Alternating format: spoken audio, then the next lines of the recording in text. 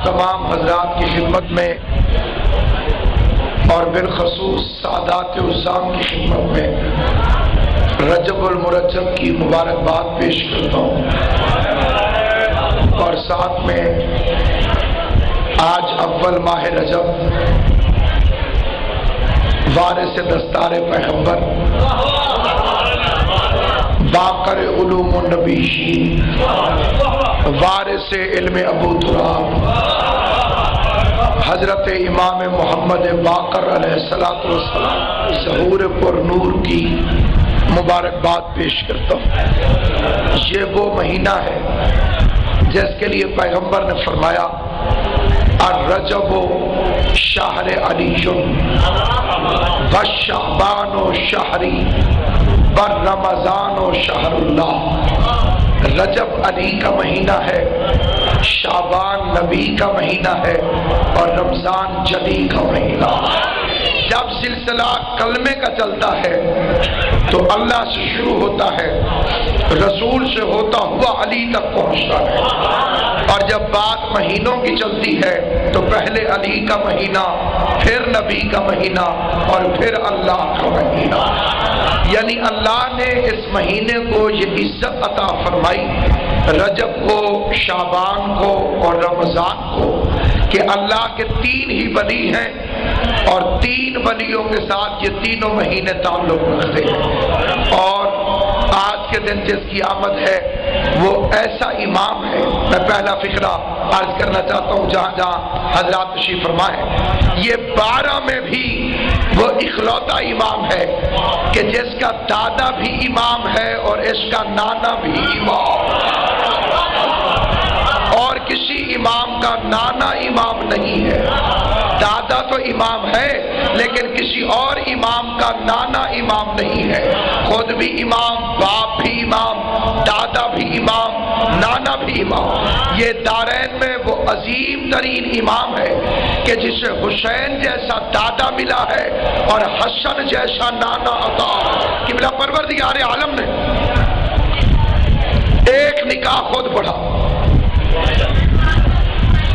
اس نے کائنات میں کوئی اور نکاح نہیں پڑھا۔ یہ مولوی صاحبان کا بنی امیہ کی طرف سے ایک مشہور کردہ فقرہ ہے جس کا تعلق نہ قرآن سے ہے، نہ حدیث سے، نہ اسلام سے۔ اسے بنی امیہ نے ایجاد کیا، اور اس دور کا میڈیا بھی اس فقرے کی تشریح کرتا ہے، اس فقرے کی تبلیغ کرتا ہے، حالانکہ اس میں صداقت کا ایک قطرہ بھی نہیں، جسے سمندر بنا کے پیش کر دیا گیا۔ وہ فقرہ کیا ہے؟ صبح و شام آپ سنتے ہیں کہ جی رشتے آسمانوں پہ طے ہوتے ہیں، اخباروں میں، ٹی وی میں، روزمرہ میں بندہ پوچھے اگر رشتے آسمانوں پر طے ہوتے تو زمین پر طلاقیں کیوں ہوتی ہیں؟ توجہ ہے یا نہیں یہاں پر؟ کیا آسمان کے کیے ہوئے فیصلے بھی کبھی تبدیل ہو جاتے ہیں؟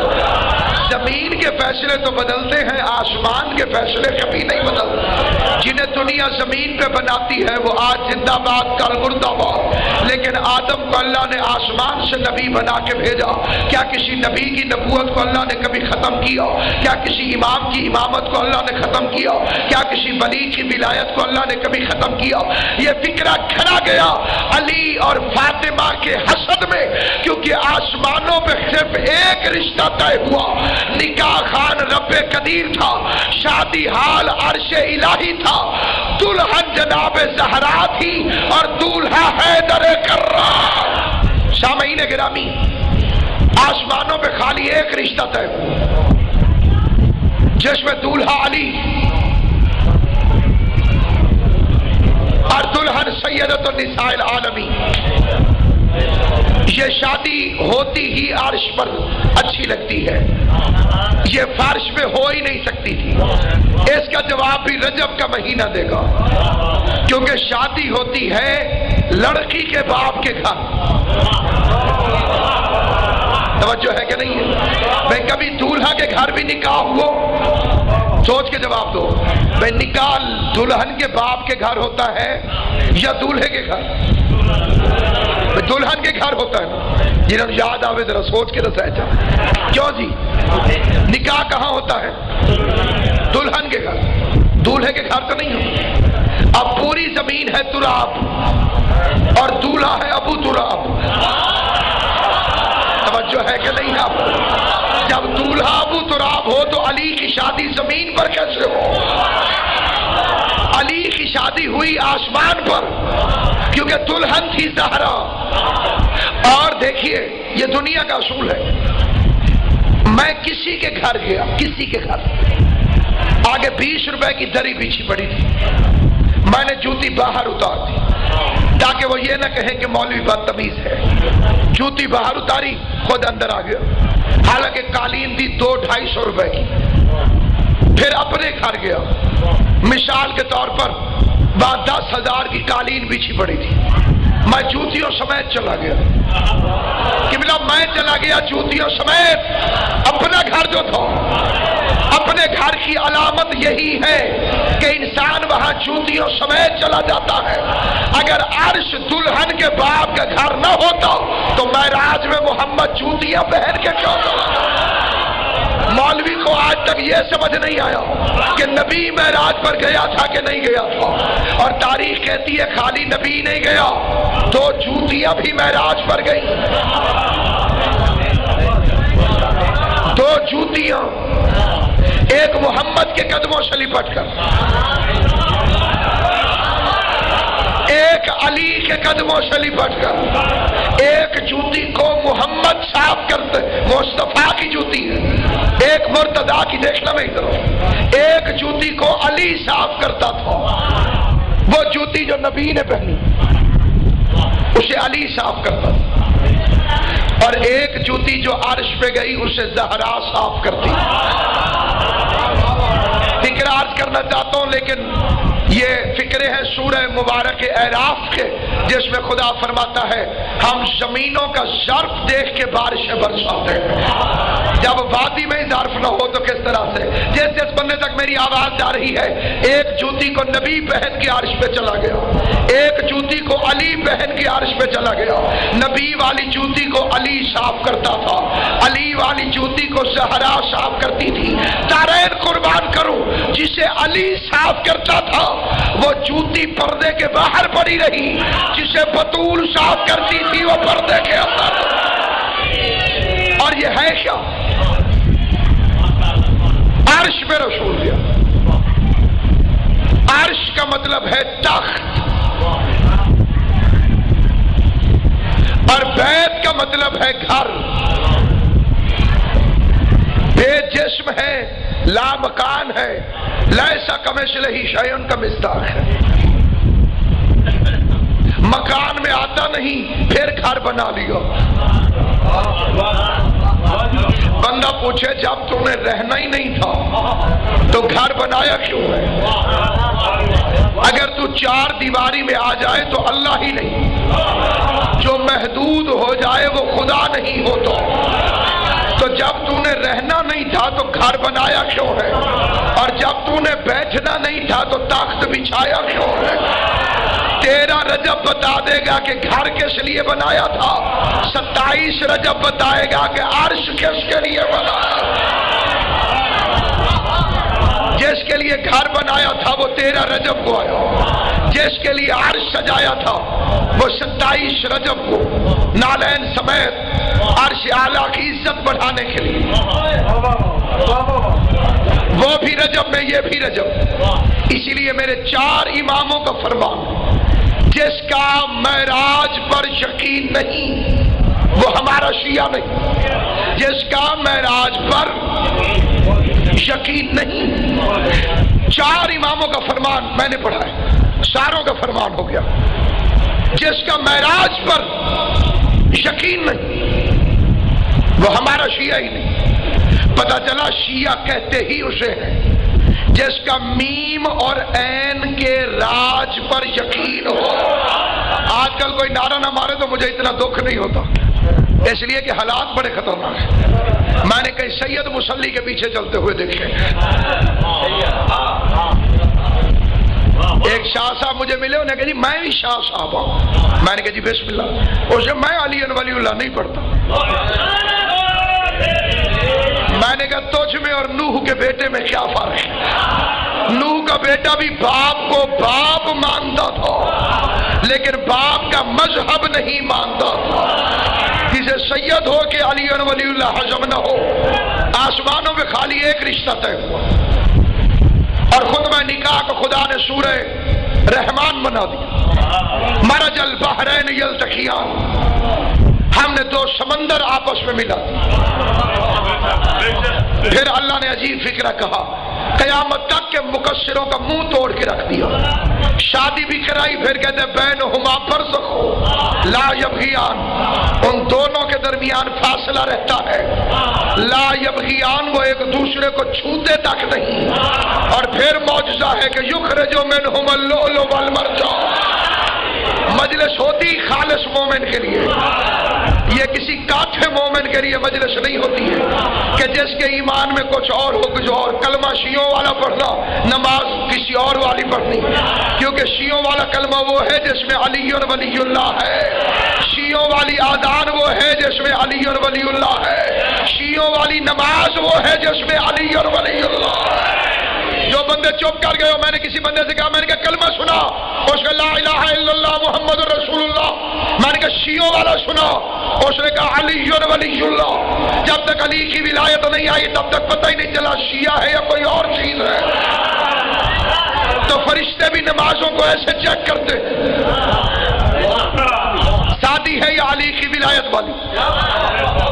علی ولی اللہ ووٹ نہیں. جو بندے چپ کر گئے میں ان کی منت کروں گا, دل کرے تسلیم کر, دل نہ کرے بالکل تسلیم نہ کر. اور جھنگ میں کہتے اکا نہ مان, کیونکہ علی تیرے ووٹوں کا محتاج نہیں ہے. علی تیرے علی ولی اللہ پڑھنے کا محتاج نہیں ہے. علی بے نیاز کا بے نیاز نمائندہ ہے. کوئی مانے تب بھی علی ہے, کوئی نہ مانے تب بھی علی ہے. کسی کے بڑھانے سے علی بڑھتا نہیں, بے غیرت ملا کے گھٹانے سے علی گھٹتا نہیں. اور پوری کائنات علی کو چھوڑ دے, علی کا جاتا کچھ نہیں, اور جسے علی چھوڑ دے اس کا رہتا. سامعین گرامی, لا یبغیان فبأی آلاء ربکما تکذبان, دو سمندر ملا دیے, ایک علی ایک فاطمہ. یہ کچھ جاہل بندے ایک فکرہ کہتے ہیں, وہ بھی میرے موضوع سے متعلق ہے, اسے بھی میں عرض کرتا جاؤں کہ جی امام حسن کی اولاد میں امام نہیں ہے. سمجھو اکا جاہل ہے جو یہ کہے, اسے امامت کی الف بے کا بھی پتہ نہیں. اس کے بارے میں وہ بڑے بڑے واقعات شاہ صاحب پڑھتے ہیں, اس میں یہ کہتے ہیں صاحب کہ وہ مولا علی نے فرمایا تھا کہ جب رسی دینا تو نقاب پوش آئے گا, اس سے نہ پوچھنا کہ تم کون ہو. امام حسین نے تو صبر کیا, امام حسن سے رہا نہ گیا. امام حسن نے پوچھ لیا بتا تو کون ہے, تو اسی لیے امامت امام حسین کی نسل میں چلی گئی. میں کہتا ہوں بے وقوف, حسن کے ہوتے ہوئے حسین کیسے بول سکتا ہے؟ جب حسن جیسے علی کے ہوتے ہوئے حسن نہیں بول سکتا, ویسے حسن کے ہوتے ہوئے حسین نہیں بول سکتا, حسین کے ہوتے ہوئے عابد نہیں بول سکتا, عابد کے ہوتے ہوئے باقر نہیں بول سکتا. حجت خدا اس وقت کی امام حسن تھی, جب رسی دی تو میرے مولا نے کچھ نہیں پوچھا. وہ بندہ 1 قدم 2 قدم 3 قدم 4 5 6 7 7ویں قدم پہنچا, یہ حسن امیر کی آواز آئی, رک تو کون ہے؟ نقاب پوش نے کہا تجھے بابا نے کیا کہا تھا؟ مسکرا کے حسن نے فرمایا بابا نے نہیں, اپنے وقت کی حجت نے کہا تھا جب رسی دینا تو کچھ نہ پوچھنا. میں نے رسی دی تو تجھ سے کچھ نہیں پوچھا. اب تو 7 قدم چل گیا ہے, زمانے کی حجت میں ہوں, بتا تو کون. تو لہذا یہ تاثر اس کا مذہب اہل بیت سے کوئی تعلق نہیں. تو حجت کا اظہار تھا. نقاب اٹھائی خود امیر المومنین صاحب نے, سینے سے لگایا کہ میں اپنے بیٹے کا جلال امامت دیکھنا چاہتا ہوں. اور ہے یہ نہیں اب سامعین گرامی، میں آپ کی خدمت میں ان اماموں کے نام بھی بتانا چاہتا ہوں جو امام حسن علیہ السلام کی اولاد سے، گھبرائیے نہیں، امام وہی 12 رہیں گے، وہ کم و بیش نہیں ہو سکتے۔ علی اور فاطمہ کی شادی ہوئی، پوری تقریر آپ کے ذہن میں ہوگی۔ قبلہ کعبہ سیدزادہ مشتاق شاہ جی تشریف لے کر آئے ہیں، ان کی دعا میں اگلے فکر عرض کرنا چاہتا ہوں۔ علی اور فاطمہ کی شادی ہوئی، رحمان نے نکاح پڑھا، لولو بن کے امام حسن کائنات میں آئے، مرجان بن کے امام حسین کائنات میں آئے۔ امام حسن علیہ السلام کی شادی ہوئی، اللہ نے امام حسن کو بیٹی عطا فرمائی، اس کا نام ماں کے نام پہ امام حسن نے رکھا فاطمہ، اور امام حسین کو اللہ نے بیٹا عطا فرمایا، اس کا نام باپ کے نام پہ رکھا علی۔ پھر اس گھر میں ایک علی آ گیا، ایک فاطمہ آ گئی، اسی گھر کے اندر پھر ایک علی آ گیا، پھر ایک۔ یہاں ایک اور جواب بھی مقصرین کا دینا چاہتا ہوں، کیونکہ وہابیت کا وائرس پھیلا ہوا ہے، اس دور میں عقیدہ بچانا ضروری ہے، کیونکہ ملائین کو، مقصرین کو پاک شہزادی کونین تاثیر عطا نہیں فرماتی، چاہے علم کا پہاڑ سر پہ اٹھا کے آ جائے۔ اب لہذا یہ مصائب پڑھتے ہیں، کوئی روتا نہیں، اب ان کے پڑھنے میں روتا کوئی نہیں۔ اب انہوں نے کہا کہ جن کے لیے روتے ہیں لوگ انہیں مشکوک کر دو۔ اب مشکوک کرنے کے لیے ایک تیر چھوڑا، کیا کہ دیکھو اکبر کہتے ہیں بڑے کو، اصغر کہتے ہیں چھوٹے کو، اوسط کہتے ہیں درمیان والے۔ تو انہوں نے کہا کہ بڑا بیٹا تو علی اکبر ہوگا، تو وہ 18 سال کا کیسے؟ شک پیدا کرنے کے لیے، کیونکہ اس ملو کو پتا تھا کہ لوگ شہزادہ علی اکبر پہ زیادہ روتے ہیں، تو اس نے مشکوک بنانے کے لیے کہا کہ جی یا تو علی اکبر 18 سال کا نہیں تھا، یا زین العابدین جو تھے وہ علی اکبر تھے۔ تو میں اسے کہتا ہوں بے وقوف، کتابیں پڑھ۔ امام زین العابدین کی ولادت ہوئی سن 38 ہجری میں۔ قبلہ کعبہ شہزادہ علی اکبر کے حصے کے ذاکر ہیں، میں قبلہ سے دعا حاصل کروں گا۔ کس سن میں؟ 15 جمادی الاول سن 38 ہجری، اور اس وقت مولا علی موجود تھے۔ 40 ہجری میں امیر بادشاہ کی شہادت ہوئی تو مولا علی موجود تھے۔ حسین ابن علی نے اپنے بڑے بیٹے کو اٹھا کر علی کے ہاتھوں میں رکھا، تو جس گھر میں مولا علی موجود ہو اس میں حسین کے بیٹے کا نام علی اکبر نہیں ہو سکتا، تو جو ہے کیونکہ خود مولا علی موجود تھے، اس لیے امام زین العابدین صرف علی ہے، اور جو بعد میں دوسرا بیٹا آیا اس کے اسم گرامی ہے علی الاکبر۔ امام زین العابدین یہ گھرانہ ہے۔ امام حسن کو اللہ نے بیٹی عطا فرمائی، نام فاطمہ رکھا۔ امام حسین کو اللہ نے بیٹا دیا، نام علی رکھا۔ مثل مشہور ہے، تاریخ اپنے آپ کو دہراتی ہے، خانہ فاطمہ میں، ہاشم کے گھرانے میں، ابو طالب کی نسل میں تاریخ نے اپنے آپ کو پھر دہرا دیا۔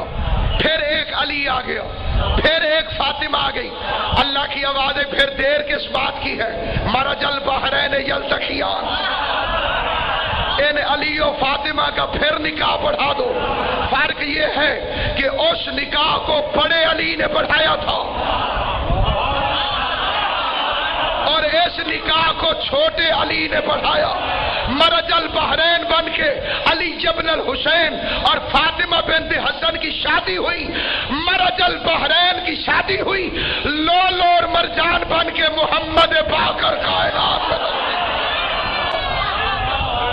جس طرح سے امام حسن اور حسین ماں کی وجہ سے رسول کے بیٹے،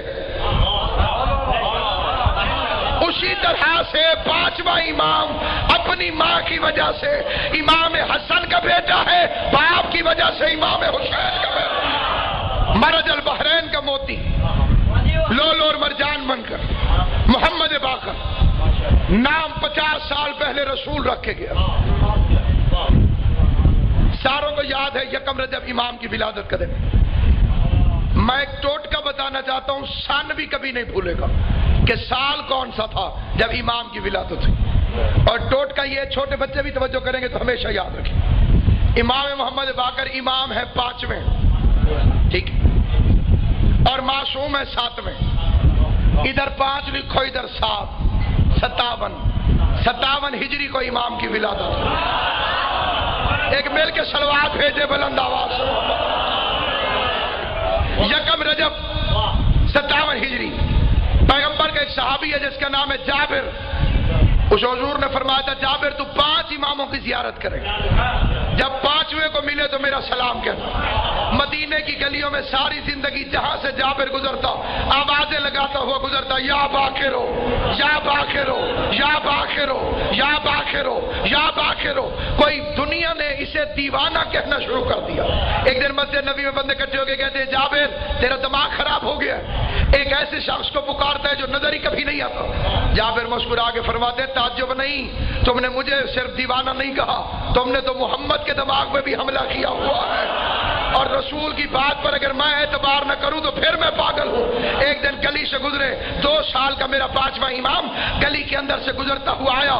آج بھول گیا جابر کہ مسجد میں آ کر آواز دے. ادھر یہ بھولا یا میرا امام مسکراتا ہوا آگے بڑھا اور اس کے ہاتھوں کو پکڑ کے آواز دے کے کہا نانا جابر ذرا مجھے میرے رسول کے سلام کو پہنچاؤ. جو نبی کو سلام کرے، جو نبی کو سلام کرے اسے رضی اللہ کہتے ہیں، اور جسے نبی سلام کرے اسے علیہ السلام کہتے ہیں. یہ ایک مولوی نے ٹیلی ویژن پہ بکواس کی ہے، اس نے کہا جی یزید رضی اللہ تعالی عنہ. نہ شیعوں کو کیا پرواہ ہے، ہمیں پرواہ ہے ہی نہیں. ہمارے پاس کون سا رضی اللہ ہے جو ہمیں تکلیف ہو؟ توجہ ہے یا نہیں آپ؟ یہ تو اس نے یزید کو نہیں، توجہ سے سننا، اس نے یزید کو رضی اللہ کہہ کر رضی اللہ کا معیار بتا دیا. توجہ ہے یا نہیں آپ؟ اب قیامت تک ہر مسلمان سمجھ لے کہ ان کے نزدیک کون کون رضی اللہ ہو سکتا ہے. جو ہے یا نہیں ہے؟ یعنی مولوی نے یزید کو رضی اللہ کہہ کے خود ہی بتا دیا کہ تم نے ماضی میں پتہ نہیں کس کس کو اس جیسوں کو رضی اللہ کہا ہوگا. جو شراب پیے وہ رضی اللہ، جو پھوپھی اور بیوی برابر سمجھے وہ رضی اللہ، جو کعبے میں پتھر گرائے وہ رضی اللہ. اب معاف کرنا، میں ہر رضی اللہ کو چیک کر کے دیکھوں گا کہیں اندر یزید تو نہیں چھپا ہوا. اور دوسرے بنی امیہ کے ملعون پر اسرار ڈاکٹر نے جس پر قرآن کی ہر آیت لعنت کر رہی ہے، اس نے امیر المومنین جیسی طیب و طاہر ہستی کے متعلق شراب ان میں ڈھونڈو جو توبہ کر کے مسلمان ہوئے ہوں. اگر شرابی ڈھونڈنے ہیں تو ان میں ڈھونڈو جنہوں نے توبہ کی اور کلمہ پڑھا. یہ طیب و طاہر خاندان تطہیر علامہ حضرت سندیدی آل اللہ مقام ہو نبر اللہ مرکدہ، خدا کروڑوں رحمتیں ان کی روح پہ نازل فرمائی. ان کے پاس ایک مکشر آ گیا، اے اندر کا وہابی. پہلے باہر والے پوچھتے تھے کہ علی کی یہ فضیلت کہاں لکھی ہوئی. اب وہابیت کی ایسی بیماری پھیلی ہے، اندر سے بندہ کھڑا ہوتا جی اے کتھوں. غور ہے یا نہیں؟ یاد رکھنا. اس نے کہا کہ زیادی صاحب مسئلہ یہ ہے، نماز وقت فرض ہوئی جب آیت آ گئی، پہلے نہیں تھی. روزہ اس وقت ہوا جب آیت آ گئی، اس سے پہلے نہیں. حج، زکات، خمس، ہر چیز اس وقت واجب ہوئی جب قرآن میں حکم آیا. پہلے نماز نہیں تھی، آیت آئی پھر نماز شروع ہو گئی. قبلہ نے فرمایا پوچھنا کیا چاہتا ہے؟ اس نے کہا کہ آل محمد بھی اس وقت پاک ہوئے جب آیت آ گئی. اس نے کہا جی یہ پہلے پاک نہیں ہوں گے، آیت آئی ہوگی تو بعد میں پاک ہوئے ہوں گے۔ زیادی صاحب نے ہنس کے فرمایا اس کا مطلب تو یہ ہے کہ اللہ بھی قل ہو اللہ کے آنے کے بعد ایک بنا ہو سب پہلے تو جب قل ہو اللہ نہیں آئی تھی تو کیا اس وقت اللہ ایک نہیں تھا؟ سامعین گرامی، یہ وہ کائنات کا عظیم ترین امام ہے جس کا تذکرہ میں آپ کی خدمت میں کر رہا ہوں۔ کائنات میں کوئی بھی باپ اپنے بیٹے کا نام پہلے رکھ سکتا ہے لیکن اس کا لقب پہلے نہیں رکھ سکتا۔ علامہ اقبال جب پیدا ہوئے تو ماں نے نام محمد اقبال رکھا۔ وہ شاعر مشرق کہہ کے تو لوریاں نہیں دیتی ہو، اس کے خواب و خیال میں ہی نہیں کہ یہ شاعر مشرق بنے گا۔ قائد اعظم پیدا ہوئے تو ان کی ماں نے ان کا نام محمد علی رکھا۔ اب وہ یہ تو نہیں کہتی ہوگی میرا قائد اعظم، نہیں کہتی ہوگی، کیونکہ یہ تو کارنامہ دکھایا، حکومت بنائی جنوبی ہندوستان کے مسلمانوں کے لیے، تو پھر اس کے بعد ان کا اسم گرامی جو ہے لقب جو ہے قائد اعظم۔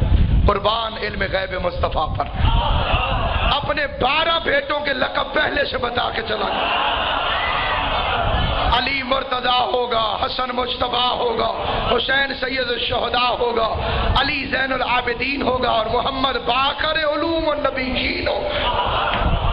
باقر علوم النبیین۔ قبلہ تشریف لے آئے، زیادہ دیر زحمت نہیں دینا تھا۔ سفر پہ گئے شام، 2 امام اکٹھے چلے، نجرین زہرا اکٹھے سفر کر رہے، امام ششمبی اور امام پنجم۔ رستے میں میلہ، میلے میں ٹولیاں، ٹولیوں میں عیسائی۔ امام ہونے کو ہونے سے پہلے جانتا ہے ورنہ امام نہیں، لیکن اگر پوچھے نہ تو ہمیں کیسے پتہ چلے؟ ایک بندے سے پوچھا، اے بندہ خدا کہاں جاتے ہو؟ کہ ہمارا ایک راہب ہے 50 سال سے چلا کر رہا، کبھی کمرے سے باہر نہیں نکلا، پتہ نہیں کہاں سے کھاتا ہے، اللہ اسے رزق بھیجتا۔ 5 سال بعد ایک دفعہ کھڑکی کھول کر اپنے درشن کرواتے ہیں، ہم اس کا چہرہ دیکھتے ہیں، زیارت کرتے ہیں، سورج غروب ہوتا ہے وہ پھر کنڈی بند کر لیتا ہے، پھر 5 سال بعد کھلتی ہے۔ کل وہ اپنا چہرہ دکھائے گا، ہم اسے دیکھنے جا رہے ہیں۔ امام نے مسکرا کے چھٹے امام سے فرمایا ہم بھی چلیں؟ جو خود زیارت گاہ عالم تھے وہ عیسائیوں کے ساتھ چل پڑے۔ اب جناب منظر یہ ہے، جنگل، ہزاروں کا مجمع، زبار اس کے زیارت کرنے کے لیے۔ سورج کی روشنی نکلی، عیسائی نے کھڑکی کھولی، کیا دیکھتا ہے کہ 2 نیرین ہیں۔ حیران ہو گیا کہ ایک برج سے 2 چاند کیسے نکلے ہوئے، ایک برج سے 2 چاند کیسے نکلے ہوئے، اور ساتھ ہی دیکھا کہ بادل نے سایہ کیا ہوا ہے اور اس کے نیچے 2 محمد تشریف فرما۔ دل میں خیال کرتا ہے کہ بندہ خدا اپنے دل میں گمان نہ کر، روئے زمین میں تجھ سے بڑا عبادت گزار تو اس وقت کوئی ہے ہی نہیں، یہ قدرتاً بادل کا ٹکڑا سایہ کیے ہوئے۔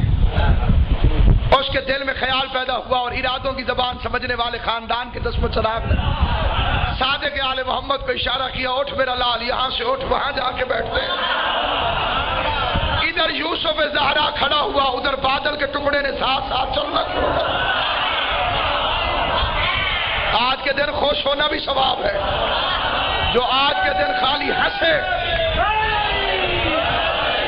چادر زہرا کی قسم آج کے دن خامخواہ ہنسنا بھی عبادت، جسے یہی خوشی ہو کہ بطول کا لال دنیا میں آیا ہے۔ ممکن ہے کسی بندے کو آج کے دن خوش ہو کے ہنستا دیکھ کر اللہ فرشتوں کو حکم دے محمد باقر کے آنے پہ خوش ہے، اس کے گناہوں کے صفحے پھاڑ دو۔ سامعین گرامی، جیسے ہی بادل کا ٹکڑا چلا، عیسائی سے حجرہ چھوٹ گیا، مرید پریشان، کبھی نکلا نہیں، آج کیوں نکلا؟ مرید اس کی طرف دوڑے، وہ اماموں کی طرف دوڑا،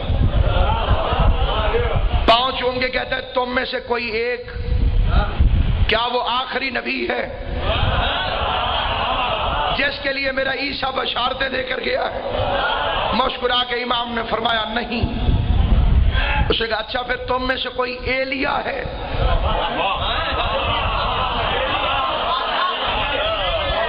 عیسائی کو پتا تھا محمد کے بعد علی ضروری ہے. توجہ ہے یا نہیں ہے آپ حضرات؟ اس بدبخت کو علی والا ہونے کا دعویٰ کرنے کے بعد بھی علی اور ولی اللہ سمجھ میں نہیں آ رہا. اس نے کوئی ایلیا ہے؟ ایلیا کہا نہیں. پھر اس نے اگلا سوال کیا، بڑا عجیب سوال کیا، نہایت توجہ چاہتا ہوں. اس نے کہا کہ بسم اللہ، اس نے سوال کیا کہ کیا آپ عالم ہیں؟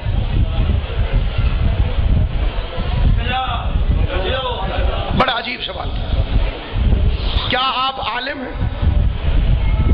یہ عجیب موقع ہے کہ مدینۃ العلم کے وارث اپنے آپ کو عالم نہیں فرمائے. اس نے کہا کہ کیا آپ عالم ہیں؟ امام کا جواب سنی. امام نے فرمایا لستو بجاہل، ہم جاہل نہیں ہیں. قبلہ اس نے پوچھا کہ کیا آپ عالم ہیں؟ امام نے فرمایا لستو بجاہل، ہم جاہل نہیں. مولا آپ کہہ دیتے میں عالم ہوں، اس کا کیا مطلب ہے کہ میں جاہل نہیں ہوں؟ خدا کی قسم یاد رکھیے، یہ ڈاکٹر صاحب کی بلا گواہی دیں گے. آج کل صورتحال یہ ہوتی ہے، ایک بندے کو دل کا مرض ہو گیا اور وہ دوڑا دوڑا ایک ڈاکٹر کے پاس چلا گیا. السلام علیکم ڈاکٹر صاحب، میرے دل میں بڑی تکلیف ہے، مہربانی کریں. اس نے کہا میاں میں تو ہوں ENT، اے ناک کان دے گلے دا ڈاکٹر، اس کے لیے دل کے پاس ڈاکٹر کے پاس. انہوں نے کہا اے ڈاکٹر نہیں. توجہ ہے یا نہیں؟ ڈاکٹر وہ بھی ہے، کوالیفائڈ ہے، لیکن دل کے معاملے میں جاہل ہے. توجہ ہے یا نہیں آپ؟ ایک بندہ ممکن ہے ایک چیز کا عالم ہو اور دوسری چیزوں کا جاہل ہو.